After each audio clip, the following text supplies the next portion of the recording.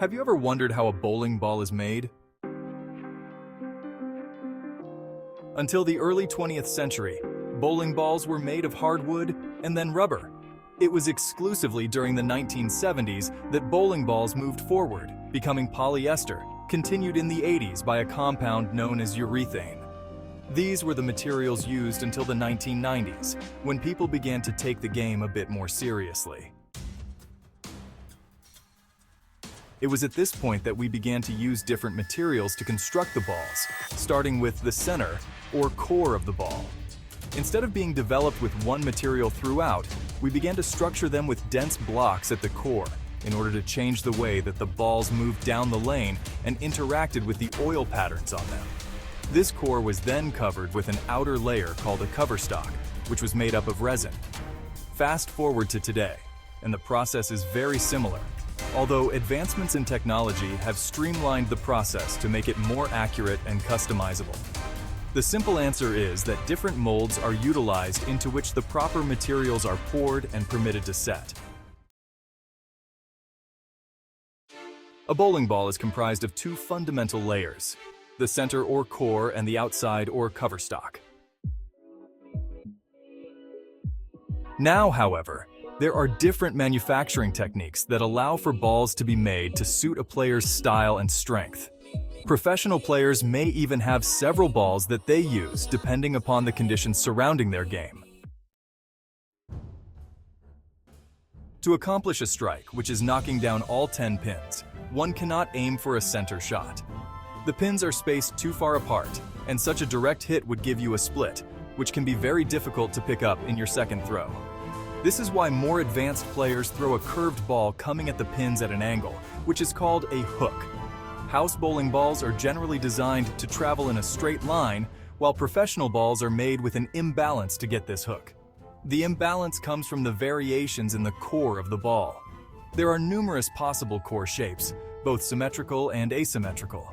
The weight, size, and location of the core all vary too, and all play a part in the way that the ball moves from its release from the bowler's hand to the striking of the pins at the end of the lane. To manufacture the core, a ceramic mix or a resin is poured into a mold and left to harden, either on its own or heated at high temperatures. Once hardened, the core is then removed from the mold. Some professional balls also have an outer core that encases the center core to help bring the ball to a specific weight within the standardized requirements without changing the weighted purpose of the inner core. In order to do this, the now hardened inner core is placed into another mold, and the material for that second core is poured in to fill the empty space. This is usually made up of a mixture of one material much lighter and less dense than the inner core, and one material that is far heavier and more dense than the inner core, so as not to throw off the previous balancing of the ball. The outer shell, or coverstock, is long considered to have the best impact on the performance of the ball. The shell is made of polyester, urethane, or reactive resin. Professional balls typically use any of the three, but house balls are usually made of polyester. A small hole is drilled into the center of the core, and a pin is inserted into it. This will act as a marker as to the position of the core as well as holding it steadily in place. The core is then positioned inside the final mold, which forms the shape of the ball. The polyester, urethane, or reactive resin blend is then poured into it and baked in order to harden. While the coverstock may look completely solid, it actually contains microscopic holes which interact with the oiled lanes. This helps with that hook element we talked about earlier. Once the ball is released from this last mold, the long pin is extracted, leaving behind a hole that is temporarily sealed with a plastic plug. A grinder, or lathe, is then used to ensure that the ball is the correct size and shape according to the specified professional requirements.